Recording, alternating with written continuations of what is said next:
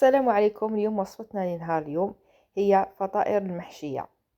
صدقوني تجي أروع ما يكون، تجي خفيفة قطن وسهلة لفصل الصيف، فصل الربيع نتناولوها. إذا الوصفة تاع اليوم واش نحتاج؟ عندنا كاس ماء دافي، نديرو فيه مغرفة تاع خميرة المطلوع، ونزيدو له خميرة تاع السكر ونخلطوه مليح. من بعد نخليو المفعول الخليط يتفاعل حتى تطلع هذيك الخميرة. من بعد نجيبو الفرينه بعد ما غربلناها. انا درت كيلو فرينه وكل واحد يدير على حساب واش راهو حاب. انا نعطيكم مقادير تاع كيلو وانتم نقصوا ولا زيدوا. تكون مغربله مليح. نديرو الملح نديروه على جهه باش من بعد نديرو الخميره على جهه، ما نخلطوهمش. عندنا علبه ياغورت ناتور، اختياري، تحبوا ديروا تحبوا ما ديروش. من بعد نزيدو هنا نجيبو هذيك الخميره بعد ما طلعت وهذوك الحبيبات تنفخوا. نخلطها مليح باش ما تبقاليش في الكاس لتحت، هكذا باش تولي كيف كيف، ونفرخها في وسط العجين.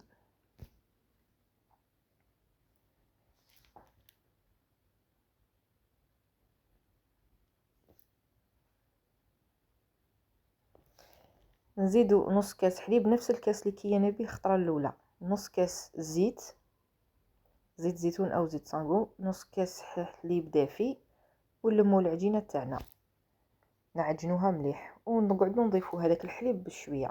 الا استخصت العجينه ولا نقعدو نضيفو بشويه حتى نليموه. بعد العجن وداك تحصلنا على عجينه طريه متماسكه، ما تجي محلحله ما تجي يابسه، تجي نورمال قيس قيس هكذا. شوفوا القوام تاعها كيفاش يكون. تتكسل معنا، تكون تتكسل وطريه وما تلصقش في اليدين. من بعد نديروها في قصعه ولا حاجه هكذا ونغطيوها ونخليوها تطلع حتى يضاعف الحجم تاعها ونوليو ليها. ومن جهه اخرى نروحوا نحضروا الحشو راح لي الفيديو، ومن بعد تلقاو في صندوق الوصف تلقاو كيفاش درتو. تحبوا ديره بالدجاج ولا تحبوا ديره بالفيونداشي. انا درتو جوج خطرات، خطره بالدجاج وخطره بالفيونداشي. وبعد ما طلعت نقسموها هكذا كويرات صغار، نحلوها بالعجينه، نديرو فرماج رابي سلاطه، ومن بعد نديرو الحشو ونسكروها هكذا مليح باش ما تتحلش. لازم كي نكونوا نسكروا تلظوا على العجينه باش ما تتحلش كي نكونوا طيبوها ويخرج هذاك لاصوص تاع اللحم والفرماج يسيح. هكذا نلموها بالجهه تتلاي منا مليح هكذا، نضغطوا عليها باه يولي الشكل تاعها مليح. شوفوا هنا كيفاش راني كل ما نلقى حاجه باك مش مسكره مليح جهه نزيرها بصباعي ونسويوها هكذا، نصبطوها بك شويه هكذا من الفوق ونحطوها تطلع. ضروري هذه الخطوه لازم تعاود تطلع. نحلها هكذا بك شويه، ما تلظوش عليها باه ما يلصقش الحشو في العجين. هكذا كما كنتم تشوفوا. نزيدو نكملوا الدوزيام ونكملوا كامل.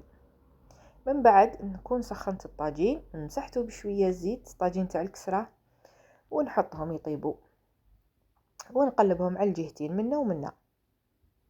شوفوا الشكل تاعها ما شاء الله تجي هايله. نحمروها كيما المطلوع منا ومنا ونزيدو على الحواشي لي كوتي. وبعد ما تطيب انا درت نص عجينه هكذا في الطاجين ونص الاخر طيبته في الفور، بصح هي الوصفه الاصليه تاعها انها تطيب في الطاجين. انا بغيت باك نسيي طيبتها ثاني في الفور. دوك نخلي لكم بعد تشوفوا كيفاش درتها. من بعد ندير شويه زيت زيتون معدنوس وشويه ثوم. اللي ما يحبش زيت زيتون يقدر يدير الزبده. وندهنهم على الوجهين منا ومنا تجي هايله. هادو هما تاع الفور، ندهنهم بالبيض ونلحهم في الفور يطيبوا. تاع الفور ثاني تجي مليح.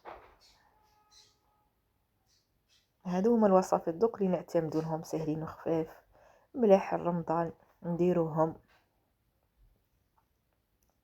رمضان ولا الصيف ولا. هادو تاع الفور.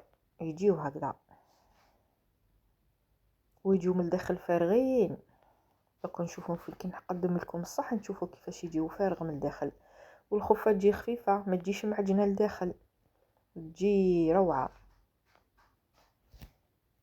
سيوها البنات، دعموني راني في اول الطريق كما يقولوا. ديروا لي جيم، ديروا لي كومونتير، نقسم لكم حبه هنا تشوفوها. هذه تاع الطاجين، شوفوا كيفاه تجي، والله تجي هايله. هذا الشكل تاعها النهائي، وهذا تاع الفور.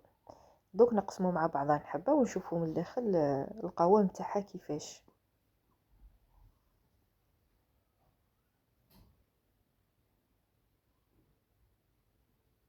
هذا هو القوام تاعها.